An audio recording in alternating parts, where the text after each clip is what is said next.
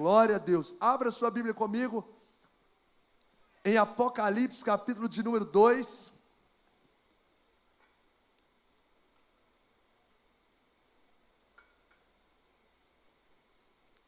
Nós temos ministrado uma série sobre as igrejas, as cartas direcionadas às igrejas do Apocalipse, as 7 igrejas.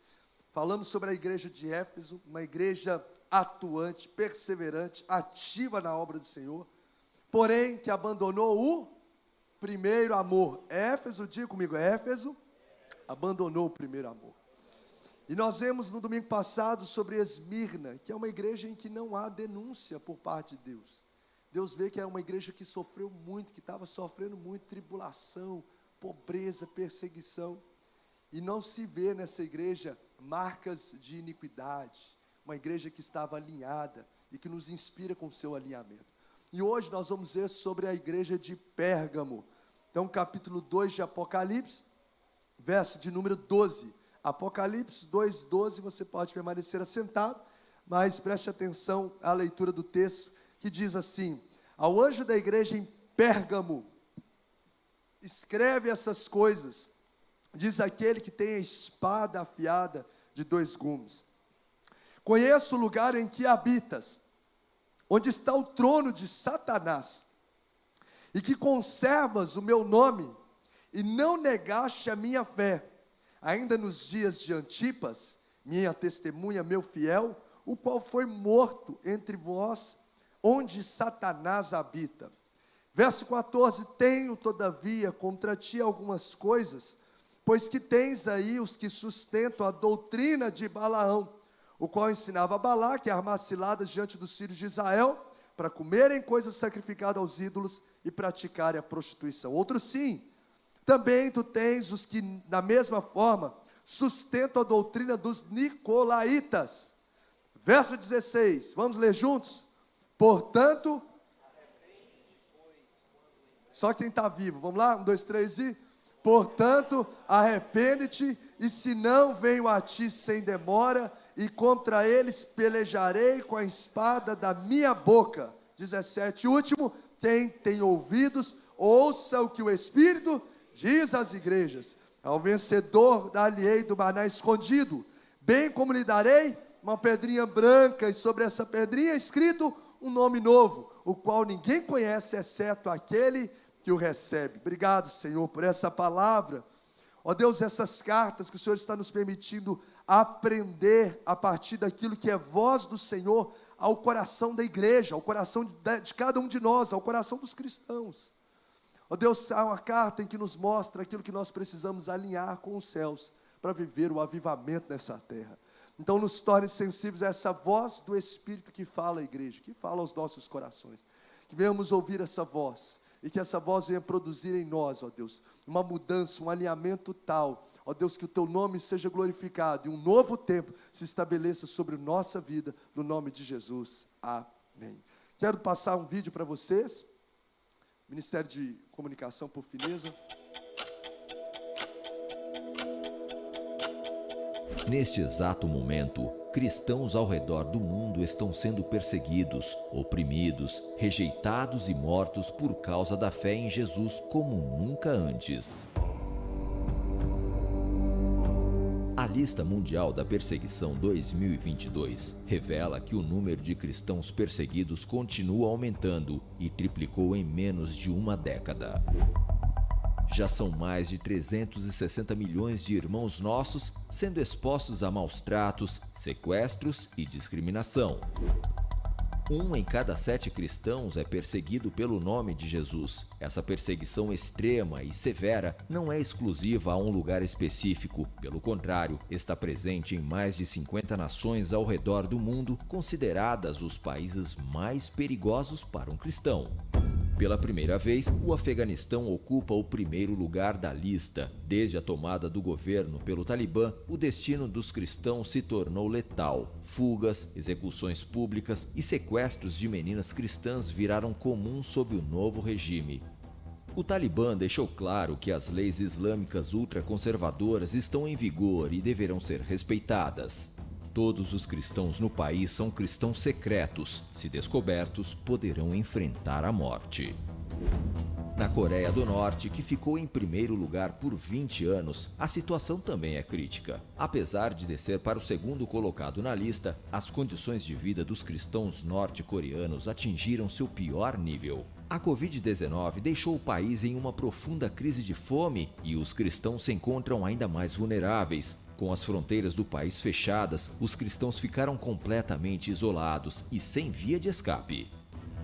Em diversos países da África, o avanço dos grupos extremistas islâmicos aumentou consideravelmente. A Nigéria subiu para a 7ª posição e é considerado o país mais violento para um cristão, onde muitas das marcas deixadas pelo Boko Haram são irreparáveis.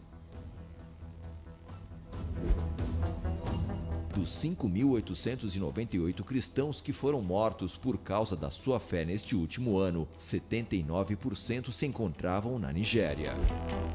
Na Ásia, governos nacionalistas buscam silenciar a igreja. A Índia é uma das nações onde os cristãos são considerados cidadãos de segunda classe. Conforme a ideologia do país, um verdadeiro indiano tem que ser hindu. Por isso, extremistas hindus têm propagado mentiras e notícias falsas carregadas de um discurso de ódio contra as minorias religiosas. A perseguição na China também tem se intensificado. A vigilância no país está entre as mais opressivas e sofisticadas do mundo. As igrejas são rigorosamente monitoradas e muitas estão sendo fechadas. É ilegal que menores de 18 anos frequentem uma igreja. Mas não acaba por aí. A perseguição está mais perto do que imaginamos. Na América Latina, há 3 colocados na lista de 2022: Colômbia, Cuba e México. Cuba entrou na lista este ano, uma nação governada pelo Partido Comunista, onde as igrejas não têm voz. É cada vez mais difícil obter o registro de novas igrejas, forçando os cristãos a operarem na ilegalidade. Apesar de toda perseguição, pressão e violência, os nossos irmãos têm uma garantia: eles não estão sós. Em Cristo, nós que somos muitos, fazemos parte do mesmo corpo e estamos completamente ligados uns aos outros. Isto é, estamos ligados aos cristãos perseguidos. Quando um membro sofre, todos os demais sofrem com ele. Junte-se a nós hoje e apoie os cristãos perseguidos. Seja parte da resposta. Para mais informações, acesse nosso site www.portasabertas.org.br e baixe o mapa das 50 nações onde seguir a Jesus pode custar a vida.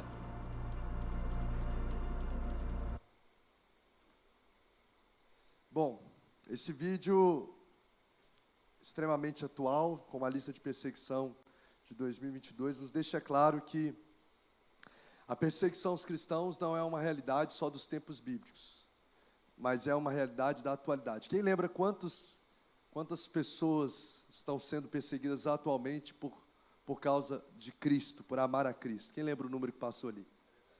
360 o quê, gente? Milhões de pessoas. No Brasil tem quantos habitantes no Brasil, mais ou menos? Alguém sabe? 200 e alguma coisa, milhões? É isso? É isso? Imagina um país inteiro, né? Olha quantas pessoas compõem o Brasil. 360 milhões atualmente. E como vocês viram, não é uma realidade muito distante de nós, que a América Latina está sendo assolado com isso. Como mostrou ali Cuba e outros países da América Latina. Inclusive, nós tivemos aqui o missionário André, se me falha a memória, uns 3 meses atrás, num culto de quarta-feira, compartilhando justamente sobre essa realidade em Guiné-Bissau. Pessoas que, por exemplo, se convertem, eles evangelizam através da escola e através da igreja, mas as pessoas que se convertem, por exemplo, na família, a pessoa foi a primeira a se converter, os familiares colocam essa pessoa para fora, pode ser esposa, pode ser filho, pode ser quem for. Você vai andar com Cristo, você entregou sua vida para Cristo, você não vai morar mais com a gente, se vira no mundo, e joga. E aí a igreja, o André mesmo, ele tem uma esposa e 2 filhas, o missionário André. E essas pessoas então, como essa pessoa se converteu ali através da vida desse pastor, agora fala assim, agora pastor, toma conta dela. E aí ele coloca essas pessoas para dentro da casa dele. Tem várias pessoas que moram com ele, porque foram rejeitadas pela família, por seguir a Cristo. Pela graça de Deus, até então, o Brasil, nós vivemos num país que nos assegura a liberdade religiosa pelo artigo 5º da Constituição Federal, no inciso 6º. Nós temos liberdade de culto, nós temos liberdade para fazer live, pregando a palavra, para carregar a Bíblia, para poder usar o microfone, essa liberdade. Pena que muitos cristãos, infelizmente, não valorizam essa oportunidade. Tem dezenas de Bíblias, às vezes, armazenadas, mas não lê durante a semana um capítulo que seja. Tem liberdade para orar, mas passa o dia sem orar, e nem no culto consegue orar. As pessoas estão orando, ele está viajando. Tem oportunidade de se reunir e ainda não faz parte disso. E eu fiquei pensando, e sempre me pego pensando sobre isso. Se o Brasil passasse, o que não parece ser uma realidade tão distante assim, mas se o Brasil passasse por uma perseguição a esse nível, de agressão, de prisão, de morte aos cristãos, qual seria a sua postura? Qual seria a sua decisão? Será que você sofreria agressões em não negar a Cristo, e não negaria a Cristo, ou até mesmo morte? Ser expulso de casa, ou você o negaria? É uma realidade de 360 milhões de pessoas que sofrem isso.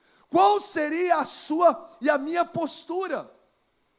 Quando nós olhamos a igreja, pode colocar o slide por gentileza? A igreja na cidade de Pérgamo, ela era uma igreja extremamente perseguida por sua fé em Jesus. Era uma igreja perseguida. Deixa eu voltar aqui. Isso. A igreja de Pérgamo, vamos ler o título juntos? Igreja de Pérgamo, uma igreja perseguida, mas permissiva. Essa igreja era uma igreja, ajuda aí, produção.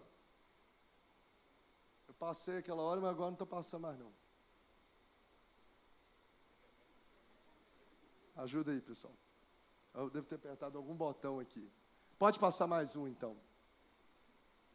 Pastor, eu sei que é bom nessa tecnologia. Tá ligado, só não tá... eu acho que agora... Ó, você encostou? Gente, que unção, hein?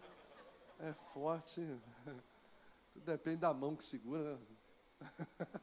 Vamos lá, agora deu. Obrigado, pessoal. Bom, olha só a realidade da igreja de Pérgamo.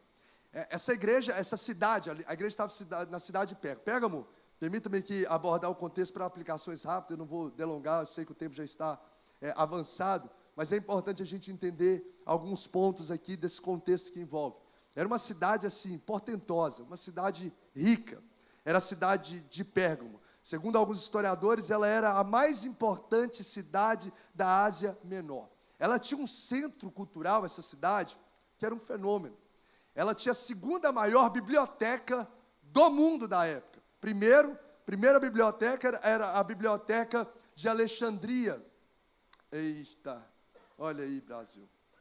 No Egito, pastor, fica aí, eu vou falando, você vai, então encosta aqui de novo. Coloca lá no primeiro slide. A primeira biblioteca era do Egito. E a segunda, foi aí, pastor, agora? Está funcionando? A primeira. Isso, aí, vai. Isso. Tá, é aí que você está fazendo? Então tá, vai se conduzindo aí. Vamos lá. A primeira biblioteca era de onde, gente, que eu estava falando? Do Egito, em Alexandria. Então, lá era um centro cultural. Preste atenção, isso faz sentido para tudo que Jesus vai falando aqui. Era um centro cultural. Era a segunda maior biblioteca. Inclusive, o nome Pérgamo vem de pergaminho.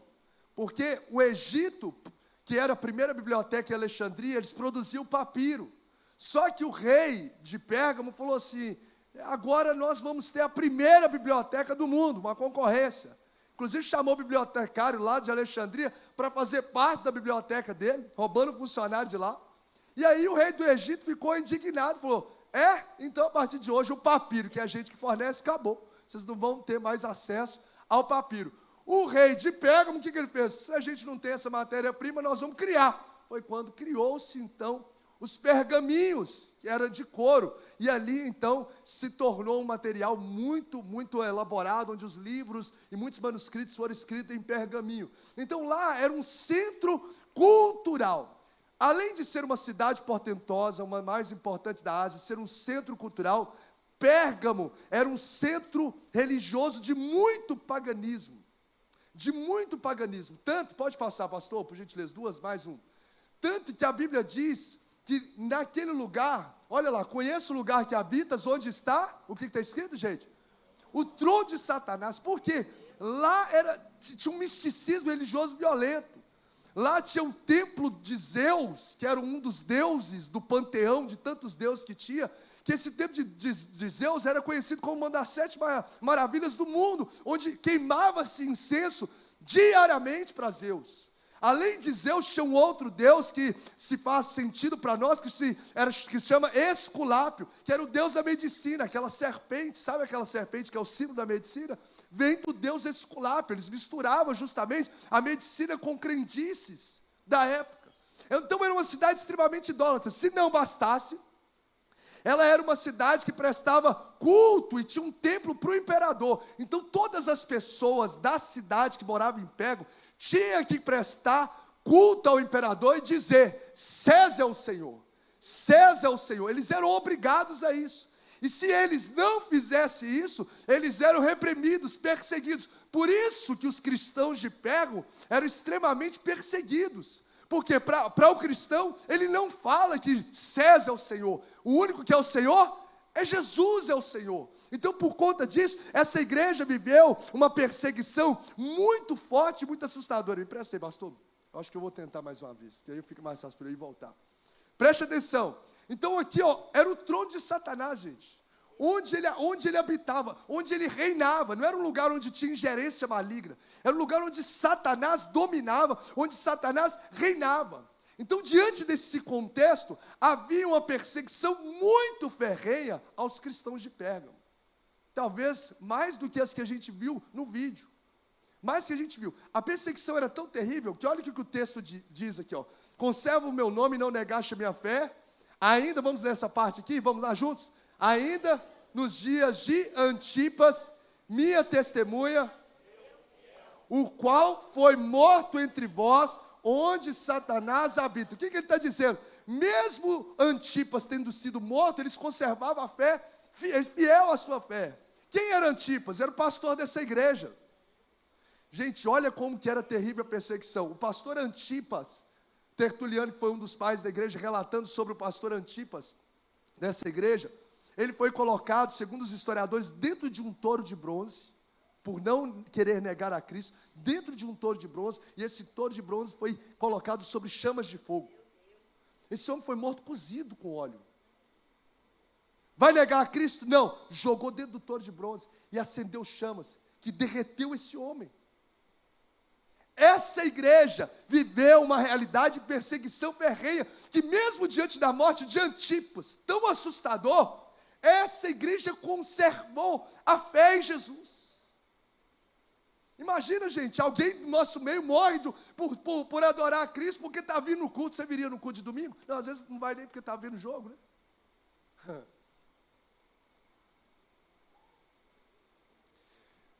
Essa igreja, ela é uma inspiração para nós, porque a perseguição religiosa não intimidou os cristãos de Pérgamo. O domínio e a ação de Satanás não fez com que Pérgamo paralisasse de honrar o nome de Jesus, de negar a fé. E eu fico pensando, às vezes por coisas tão bobas, às vezes as pessoas abandonam a caminhada com Cristo, por causa de pecados tão mesquinhos, por causa de algo que ele ouviu, não me agradou, ele para de andar com Cristo. E eu tenho uma convicção de que quem abandona a igreja por causa de pessoas, ela nunca esteve na igreja por causa de Jesus. Porque nós vamos ser perseguidos, nós vamos ser de fato vilipendiados, passar por situações, mas a nossa fé precisa ser inabalável. Olha a inspiração dessa igreja, mesmo num ambiente perverso, mesmo num ambiente demoníaco, de trono de Satanás, mesmo no ambiente místico, mesmo no ambiente de derramamento de sangue inocente. Os cristãos de Pérgamo não negavam a sua fé, não negavam o nome de Jesus. Nós precisamos elevar a nossa convicção, né, pastor? Nós precisamos elevar o nosso amor por Cristo. Nós precisamos elevar a nossa intimidade com o Senhor. A partir daí eu vejo algumas virtudes inspiradoras para o nosso coração acerca dessa igreja. Algumas lições importantes. Primeira coisa que eu quero destacar aqui, diga comigo: Jesus conhece a realidade do ambiente que eu estou. Vamos dizer mais uma vez: Jesus conhece a realidade do ambiente em que estamos. Olha só, gente, a gente precisa ter essa consciência para a gente poder honrar a Cristo no mais alto extrema perseguição. O que está escrito aqui? Conheço, vamos ler juntos? Conheço o lugar em que habitas, onde está o trono de Satanás. Todas as três igrejas isso é repetido. Apocalipse 2:2, em Éfeso, Jesus diz: conheço as tuas obras. Apocalipse 2:13, 2:9, melhor dizendo, em Esmina, ele diz: conheço a tua tribulação. E agora nessa carta ele reitera dizendo: conheço o lugar em que habitas. O que a gente precisa entender com isso? Que não existe absolutamente nada que passa desapercebido aos olhos de Deus. Nós precisamos passar a ter consciência plena da presença de Deus em tudo que nós fizemos nos lugares por onde passamos. Você vai entender por que isso tem a ver com a minha firmeza de fé. Porque, meu irmão, se você sabe que Deus está em todos os lugares, você vai repensar, e eu vou repensar muito antes de falar coisas que desagradam a Ele. Porque, por exemplo, se o seu pai está ali por perto, vamos pôr uma criança, o pai está por perto, ela às vezes vai deixar de fazer coisas erradas, sim ou não? Porque o pai está vendo, sim ou não? Às vezes o patrão está ali, ele vai deixar de fazer uma coisa errada porque ele sabe que o patrão está ali. Na verdade, quem muda de comportamento, na verdade, está revelando falta de caráter. Porque caráter, integridade, só é integridade quando se está só. Meu pai não está presente, ou meu pai está presente, a minha conduta, as minhas conversas, os meus acessos na internet são o mesmo. O meu patrão está presente, o meu patrão não está presente, a minha conduta continua sendo a mesma. Eu não vou me cegar, eu não vou roubar, eu não vou ficar falando, porque a minha conduta continua sendo a mesma, porque eu sei que existe um Deus que está em todos os lugares e conhece os ambientes onde nós estamos, conhece as nossas obras, conhece as nossas lágrimas, conhece os nossos pensamentos, e isso deve gerar temor no nosso coração. Porque você pode olhar para um lado e para o outro, ninguém está vendo que você está acessando o celular, mas os olhos do Senhor estão contemplando todas as coisas. Sabedor disso, a minha vida começa a se alinhar, uma consciência plena, porque a gente tem consciência teórica. A gente tem consciência, eu sei que Deus está em todo lugar, eu sei, não, nós precisamos de uma consciência plena que gera temor no coração. Eu não vou trair a minha esposa, porque maior do que o meu temor a minha esposa de me ver ou não, é o meu temor a Deus. Foi quando José foi surpreendido por aquela mulher, a esposa de Potifar. Ele disse: eu não posso pecar contra o meu Deus e nem contra o meu Senhor, mas Deus em primeiro lugar. Se nós buscarmos em todo o tempo da nossa mente consciência plena de que Deus está de fato com os olhos sobre as nossas vidas, independente do lugar em que estamos, nós começamos a alinhar melhor as nossas posturas, falas, comportamentos e pensamentos. Sim ou não? Isso gera para o cristão saber que os olhos do Senhor, olha o que diz Provérbios 15:3, os olhos do Senhor estão em toda parte. Em toda parte. Ele observa atentamente os maus e também os bons. Sabe o que isso deve gerar no coração de quem anda com Deus? Ânimo, temor e ânimo. Por quê? Porque muitas vezes ninguém está vendo as lágrimas que você está derramando no secreto. Ninguém está vendo as suas orações, mas o Senhor está vendo. Ninguém está vendo as suas lágrimas lá do sofrimento, da sua dor, mas o Senhor conhece o seu sofrimento. E a boa notícia foi o que eu disse no domingo passado: o mesmo Jesus que é onisciente, é onipotente, o mesmo Jesus que conhece, é o mesmo Jesus que age, é o mesmo Jesus que intervém, é o mesmo Jesus que transforma, é o mesmo Jesus que renova, é o mesmo Jesus que nos coloca de pé. Então as suas lágrimas podem até ser despercebidas para as pessoas que te cercam, mas existe um Deus que contempla as lágrimas não só do seu seus olhos, mas as lágrimas do seu coração.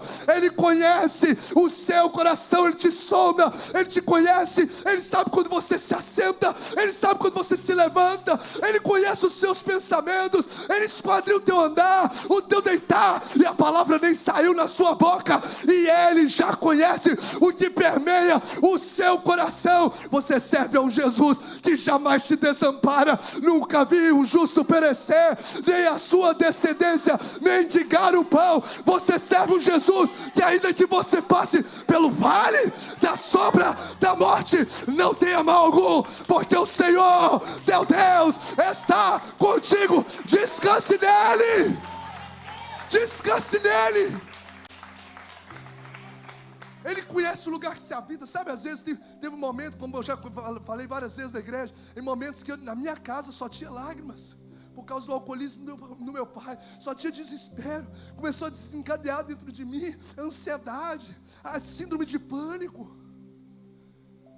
Poderia ninguém estar vendo, e muitas vezes eu tocando lá, que naquela época eu só tocava no louvor, ninguém está vendo, mas o Senhor conhece o lugar que habita, e Ele muda o ambiente, Ele muda tudo.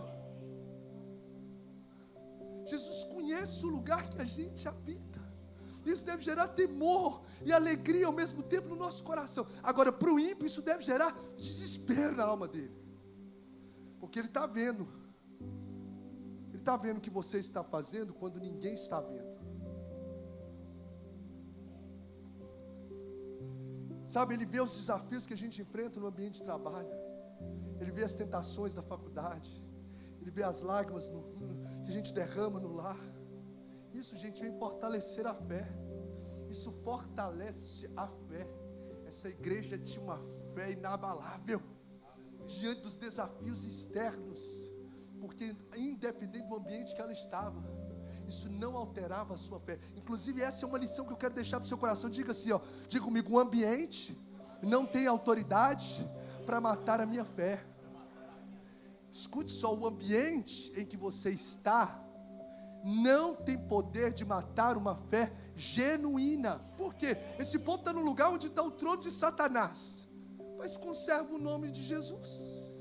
Então o ambiente que eles estavam, mesmo numa intervenção maligna, reinando Satanás, com perseguição e morte, derramamento de sangue, não alterou, não minou, não abortou a fé que eles têm. Aí tem muito cristão, como é comprovado, vai para a faculdade, e o cara se dizia: a faculdade é a faculdade. Isso é fragilidade do seu relacionamento com Deus, porque quem tem fé enraizada no Senhor, o ambiente não te muda, é você que muda o ambiente. Pai, isso é balela, isso é desculpa. Aí eu comecei a ir no ambiente tal, e aquilo me mudou. Se mudou, isso é fragilidade da sua caminhada com Deus. Você precisa cultivar a sua vida devocional, você precisa cultivar a oração, criar raízes em Deus. Se o ambiente está se transformando, ou você muda de postura, ou sai fora desse ambiente, porque ambientes não conseguem mudar quem tem fé genuína.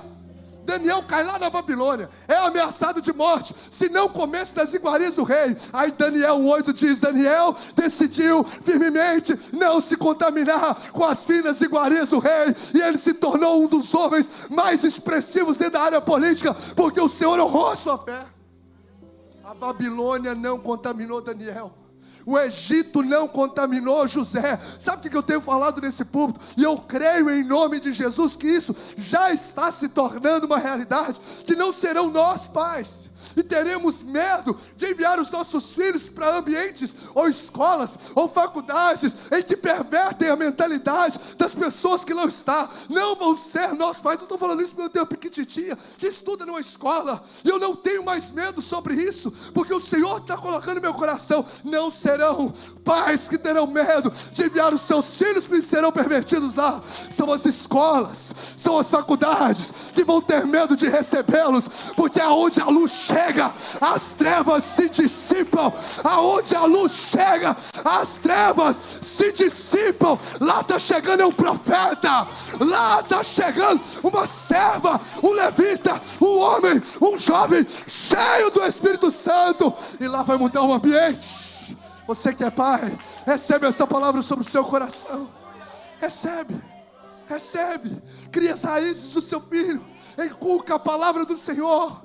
Quando envelhecer, não se desviará dele. Vai chegar na faculdade, o que está acontecendo? Aquele menino que era perdido, começou agora a alinhar com o Senhor, está convivendo com fulano. Olha o outro também, agora começou a servir a Jesus, está convivendo com o Beltrano. Está vendo? É isso que Deus faz, porque aonde a luz chega, as trevas se dissipam. Irmão, não tem nenhum ambiente que trevas prevalece sobre luz. Que ambiente que você me diz que trevas prevalece sobre luz? Se a luz de fato chegou, as trevas se dissipam imediatamente. Assim será onde você, cheio de Deus, acontecerá na sua vida, aonde você colocar a planta dos pés. Esse ambiente vai ser mudado no nome de Jesus. Então o ambiente que nós frequentamos não tem autoridade para matar uma fé genuína. Não tem. Tanto que diz a palavra do Senhor, muito obrigado, pois eu estou vencido de que nem morte, nem vida, nem anjos, nem demônios, nem presente, nem futuro, nem quaisquer poderes, nem altura e nem profundidade, nem qualquer outra coisa será capaz de nos separar do amor de Deus que está em Cristo Jesus, o nosso Senhor. Olha que virtude inspiradora dessa igreja. O ambiente não abortou a sua fé. Essa era uma igreja perseguida. E eu caminho para o encerramento. Eu só vou pontuar sobre algumas advertências.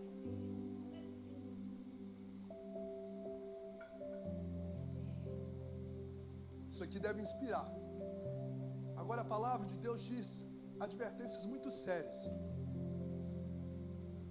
Tenho todavia contra ti algumas coisas, pois que tens aí os que sustentam a doutrina de Balaão. Diga comigo, doutrina de Balaão. O qual ensinava a Balaque a armar ciladas diante dos filhos de Israel, para comerem coisas sacrificadas aos ídolos e praticarem a prostituição. Essa era uma igreja perseguida externamente, mas permissiva internamente. Você já viu gente que fala assim, não, ele não se compactua, não, eu sou servo de Deus. Não, externamente ele até se posiciona, mas internamente ele tem um coração corrompido, prostituição, pornografia, leviandade. Tem gente que externamente, eu sou cristão, se posiciona como cristão externo, mas internamente o coração está corrompido. Internamente, aos olhos do Senhor que tudo vê, o coração está desalinhado. Você vai ver que essa igreja aqui, ela tem uma postura recomendada por Deus, mas também uma prática que era reprovada por Deus. Porque essa igreja, ela não promovia a santidade, ela tolerava a prostituição. Internamente.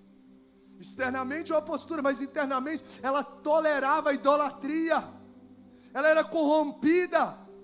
Reverendo Hernandes diz assim, Satanás não logrou êxito com a igreja de Pérgamo usando a perseguição, então mudou a tática e usou a sedução interna. Warren Wiersbe diz assim, Satanás não havia sido capaz de destruí-los ao vir como leão que ruge externamente, mas ganhou território como serpente que enganava. Diga comigo, doutrina de Balaão. Balaão, gente, era um profeta de Deus. Até que o rei Balaque, que era rei de Moabe, ficou sabendo que Israel estava chegando para poder guerrear por perto. E o rei Balaque falou assim, vamos fazer o seguinte, nós não temos muita força contra Israel, porque Israel está ganhando um monte de batalha aí. Vamos chamar o profeta Balaão para amaldiçoar esse povo. Balaão era um profeta de Deus. Eles foram até Balaão, Balaque foi e ofereceu dinheiro para que Balaão profetizasse maldição sobre o povo. Balaão, apesar de ser um profeta de Deus, corrompeu, prostituiu o seu dom. Se vendeu. Por causa de uma proposta financeira, ele corrompeu o seu propósito. Por causa de uma proposta, ele contaminou o seu propósito.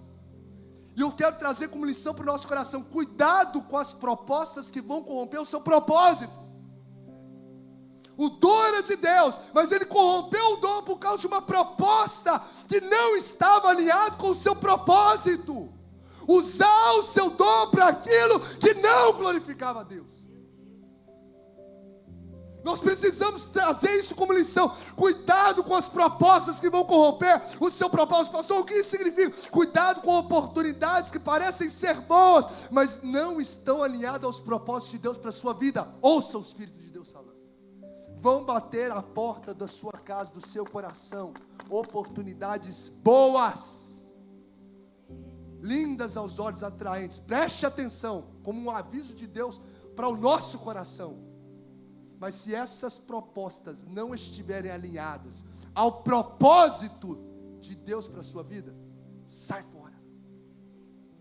Porque o Senhor traz como uma advertência séria: quem prostitui o dom de Deus, quem prostitui o propósito que ele sabe que tem em Deus, não importa se essa proposta o quanto que essa proposta vai te elevar financeiramente, não permita que ela seja aceita se ela corromper o propósito de Deus na sua vida. Porque quando a gente faz isso, se tornamos como Balaão, trocamos o nosso Deus, do Deus de Israel, para o Deus Mamon, que é o Deus do dinheiro.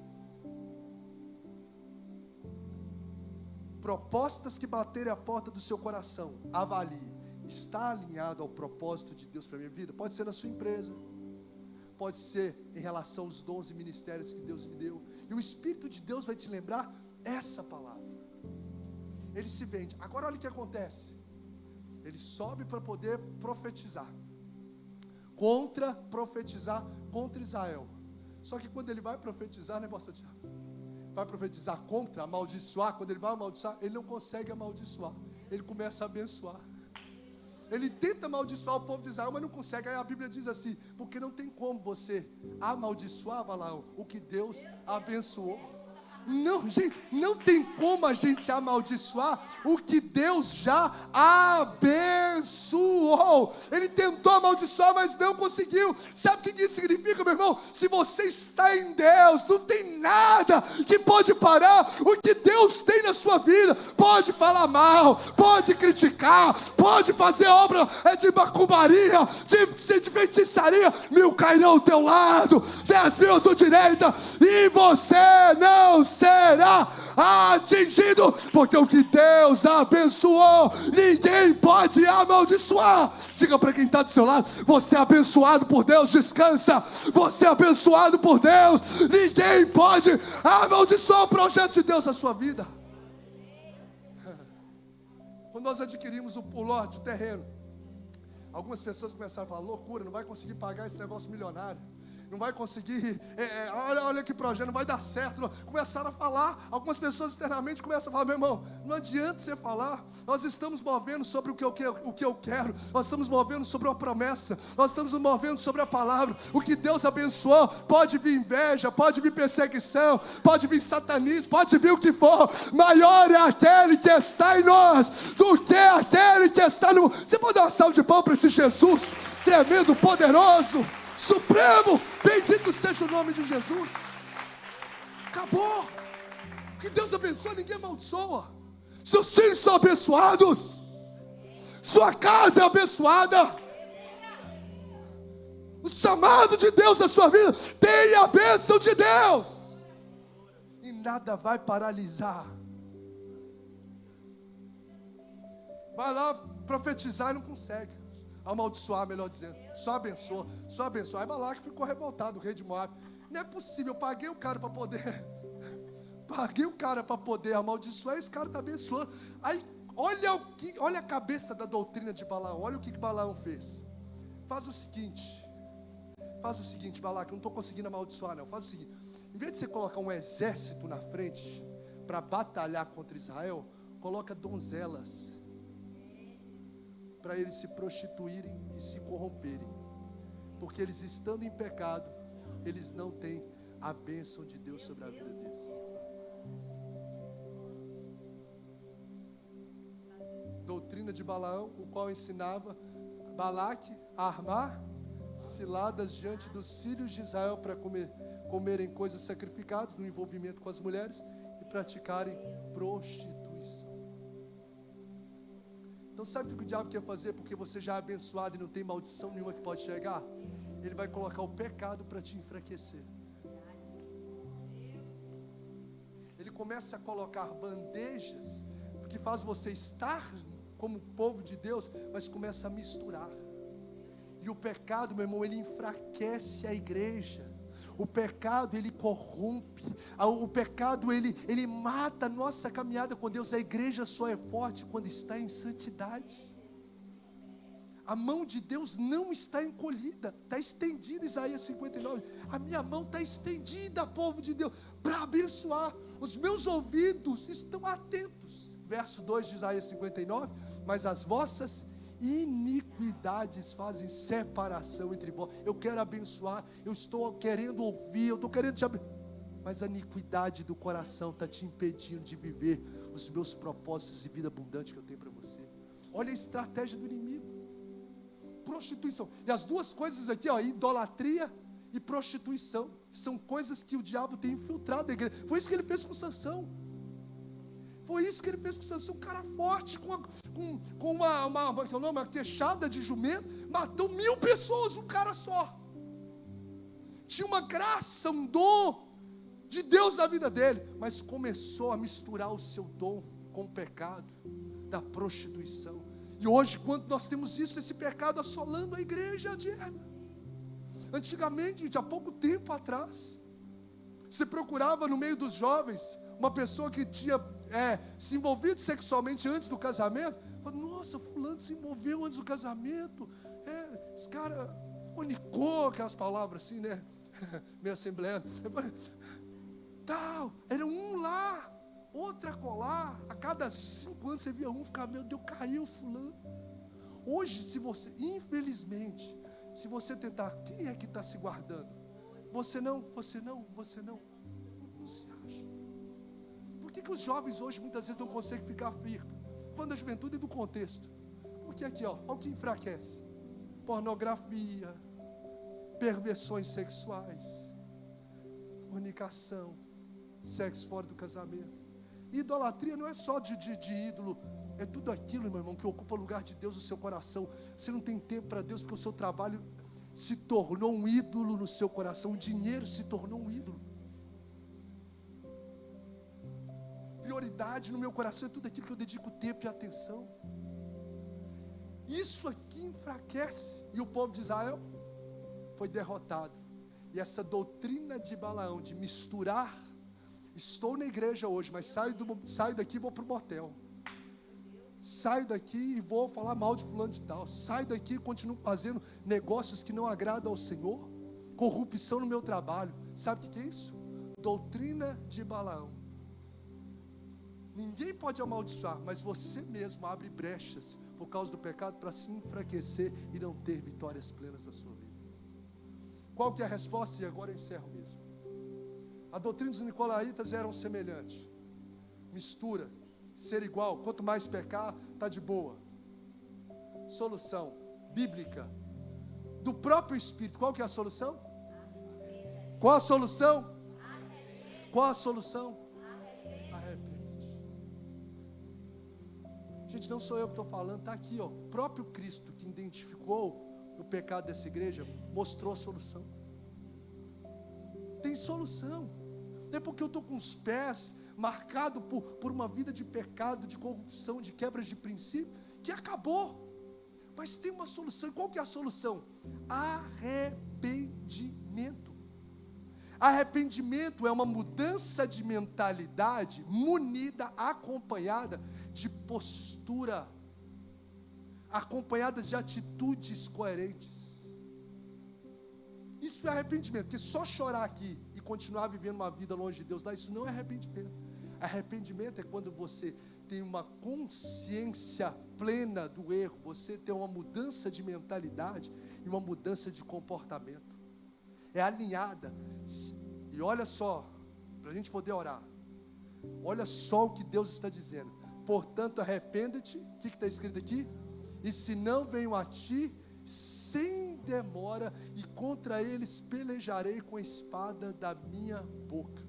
O que Jesus está falando para mim e para você, para essa igreja e para o nosso coração agora, nesse exato momento? Que o arrependimento, ele deve ser uma decisão imediata e urgente. Porque não adianta a gente ouvir aqui, ser confrontado e não tomar uma decisão imediata. Porque arrependa-te, senão eu venho a ti daqui muito tempo.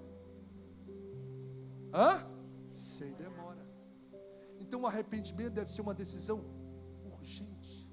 Não, amanhã eu vejo se eu consigo mudar. Não, a decisão de entregar a vida para Jesus, de voltar para os caminhos do Senhor, a palavra é para a igreja, gente, é a igreja de Pérgamo, de alinhar, de abandonar pecados que não agradam a Deus, talvez de prostituição, idolatria ou outros tantos que estão te enfraquecendo na comunhão com Deus.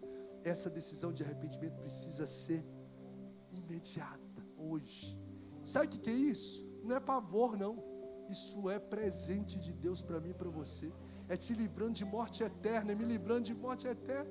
Isso é graça, isso mesmo. Isso é graça de Deus presente. Porque se a gente continuar nessa vida doida, mais ou menos, misturada com tudo, nós vamos nos dar mal na vida, nessa terra e eternamente. Mas se a gente se arrepender, quem tem ouvidos ouça o que o Espírito diz à igreja: ao vencedor dar-lhe-ei maná escondido, sabe, o alimento mesmo no deserto, presença constante de Deus ininterrupta, um nome escrito na pedra, um novo nome. Essa pedra é como se fosse um convite para entrar numa festa dentro da cultura. Você vai receber isso lá na eternidade. É uma colheita na terra e uma colheita na eternidade com Deus. Que hoje Deus nos levante à semelhança da igreja de Pérgamo, que diante das pressões que estiverem sobre a nossa vida, a gente jamais vai negar a nossa fé. Não vamos ser contaminados pelos ambientes que nós frequentamos e vamos ter uma vida em santidade,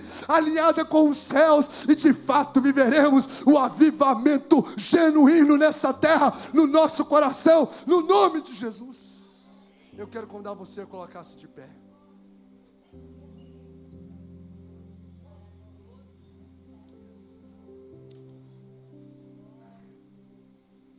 Espírito de Deus.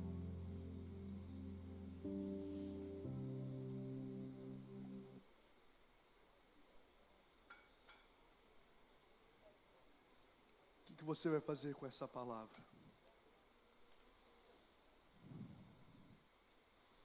O que você vai fazer com essa oportunidade? O que você vai fazer diante da voz do Espírito de Deus? Quem tem ouvidos para ouvir, ouça. O que você vai fazer com o chamado de Deus para a sua vida, para uma santidade genuína? Porque ele, se não arrepender, ele vem se demora. Se arrepender, o texto nos deixa subentendido que há um prolongamento, uma bênção, um desfrutar desse arrependimento, dessa graça. Mas se não se arrepender, há um juízo iminente, uma busca talvez não esperada para agora. E você não precisa se arrepender por medo. Você precisa se arrepender se sentindo privilegiado de poder desfrutar da tão graciosa salvação em Cristo Jesus. Não importa quanto tempo você tem de cristão, mas existem coisas que Deus está falando no seu coração que você precisa abandonar. Coisas que estão misturadas à sua fé em Jesus. Você está na igreja, mas existem coisas que você está vendo, que você está fazendo, que você está falando, que você está se posicionando, que não agrada a Ele. Mistura não. Os olhos do Senhor estão vendo o nosso coração, aquilo que os homens não conseguem perceber. E o Senhor está nos dando, nos chamando para o alinhamento com Ele. A Thay vai cantar uma canção ao Senhor. Quero convidar o pastor Tiago para fazer essa oração final e impetrar a bênção. E você vai ter a liberdade em Deus. Se algo no seu coração, sobre essa palavra, fez sentido no seu coração, você desejar vir à frente, como uma entrega, como um recomeço, como um realinhamento, como se lançar ao propósito, como, enfim, aquilo que fizer sentido no seu coração, nesses últimos minutos, nós estamos caminhando para o encerramento. Mas eu quero te dar essa oportunidade, a esse convite do Espírito de Deus. Fale com o Senhor agora. O que você vai falar com Deus? Fale com o Senhor aquilo que o Espírito de Deus está colocando no seu coração. Se você quiser ficar de pé, se você quiser ajoelhar, se você quiser vir aqui à frente, fique à vontade.